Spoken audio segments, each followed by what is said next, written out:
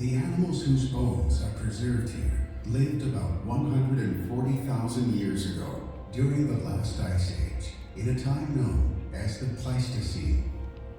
However, the forces that would seal their fate were set in motion millions of years earlier.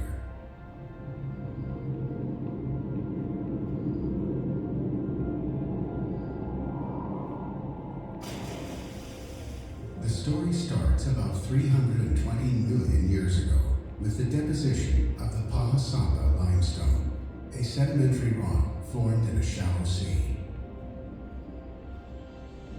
Above that, a layer of red shale known starts about 320 million years ago with the deposition of the Pleistocene limestone, a sedimentary rock formed in a shallow sea. Above that, a layer of red shale known as the Spearfish Formation was deposited. Ongoing accumulation of sedimentary rocks occurred through the Mesozoic era, including the deposition of darker shales and mudstones associated with shallow seas of the late Cretaceous period. About 65 million years ago, a dramatic event known as the Laramide eruption took place that would forever alter these rock layers.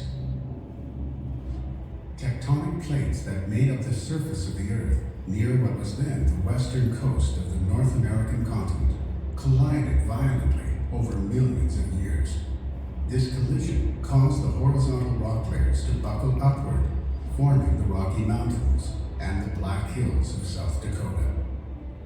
As the rock layers of the Black Hills bowed upward, weathering and erosion slowly stripped them away, the ancient granite core of the Black Hills was exposed, surrounded by rings of younger rocks. The ring, made up of the Spearfish Formation, is known as the Red Racetrack and can be seen around hot springs today. The geological process that started the uplift of the Rocky Mountains millions of years ago continued into the Pleistocene, fracturing the shale and limestone layers beneath the Black Hills. Over time, underground water dissolved portions of the limestone, forming cavities and caverns in the southern hills, near what one day would be hot springs. Around 140,000 years ago, the weight of rock above eventually caused the cave to collapse, creating a steep-sided geological feature called a sinkhole.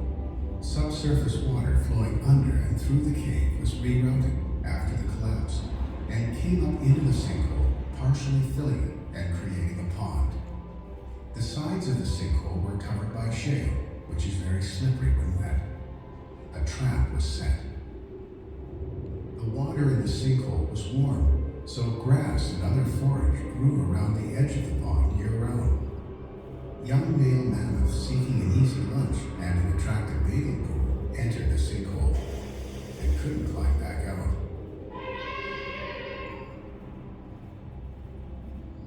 Scientists believe the mammoths and other animals were actively being trapped here over many millennia, creating a rich deposit of fossils.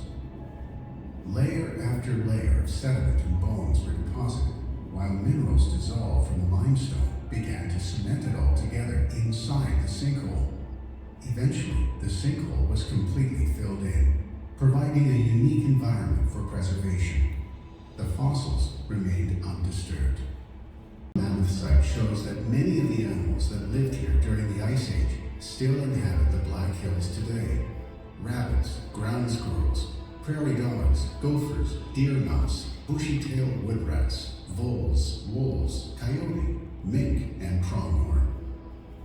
Others that lived here, such as short-faced bears, shrub ox, llamas, and Columbian and woolly mammoths, are now extinct.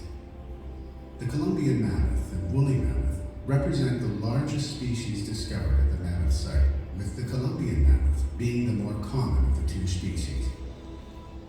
Both Columbian and woolly mammoths share an ancestor with today's elephants. As populations of mammoths made the 3 million year migration from Africa into Europe, Asia, and North America, they gradually changed, becoming the iconic Ice Age animals whose fossils can be seen here today.